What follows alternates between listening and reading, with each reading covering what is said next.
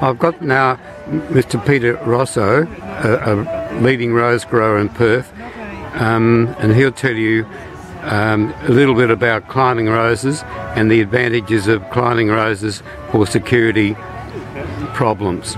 Yes, Peter? Yes, I'm the chairman of the Rose Introducers of Australia and founder of the Lansdale Rose Gardens out in Lansdale, and we specialise in roses, and I'd just like to point out the features of roses when it comes to security, especially on back fences, side fences, and what you can do along front fences. One of the very nice climbing roses is Climbing Gold Bunny. It flowers virtually all year round, and it's one that's also very easy to espalier. You can train it horizontally across your fence, and one plant will cover at least a 3 metre spread, and you can train it to all the way along the fence, and you can have beautiful yellow flowers virtually all year round. Another new short climber is Lady of Shalott. It's a new introduction brought out by David Austin Roses in 2013, and that one should become available shortly in nurseries, and that's an excellent one that you can also use on side or back fences. It'll grow to about 2 to 2.5 metres and make an excellent security screen on the back fence.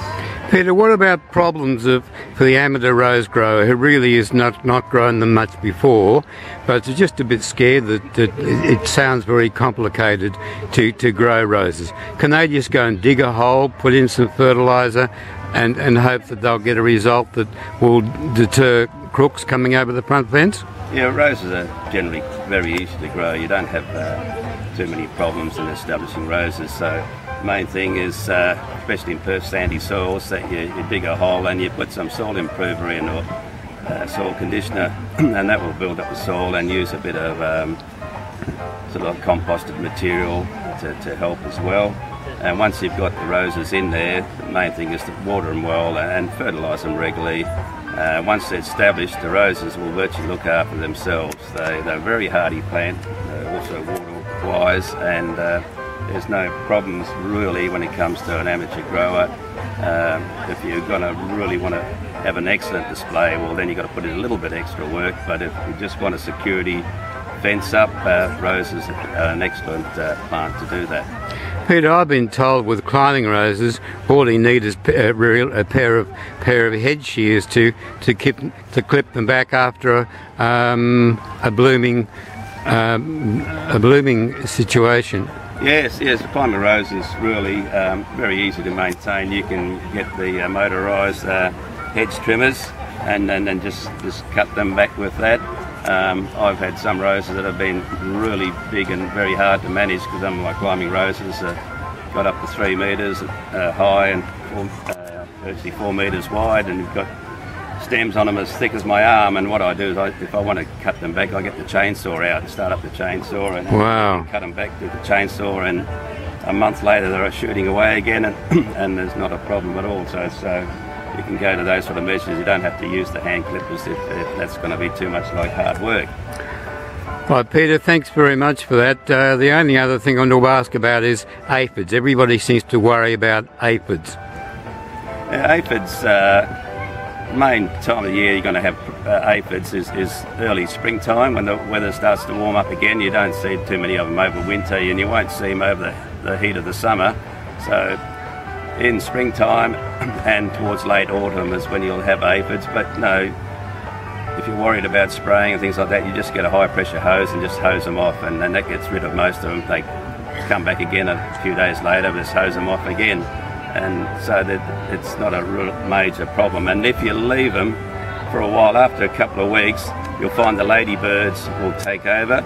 So the ladybird beetles will feed on aphids, and they will naturally get rid of them. They're a natural predator to the aphids, and so after a while the ladybirds will take over your garden and get rid of the aphids for you.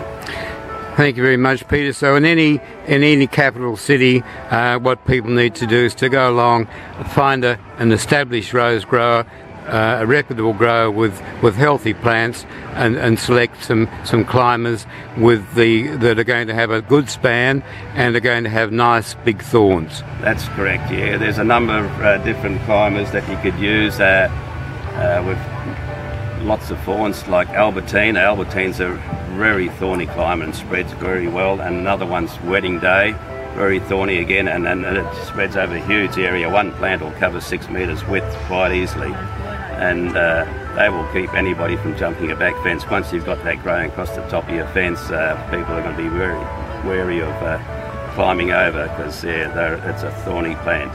Peter, there's one called something Jekyll that I've got at home in our little nursery. I'm even afraid to prune them myself. Just 15 minutes time. How to use the that one would probably an Austin called Gertrude Jekyll. Yes, I think that's it, yes. And that grows like a short climber, yeah. It's coming up at 1 o'clock. It'll get up to 2.5 metres. So that's quite a good one. It's thorny, and it can be used for that purpose as a security screen in the right application. Peter, thanks very much for that. That's very, very helpful.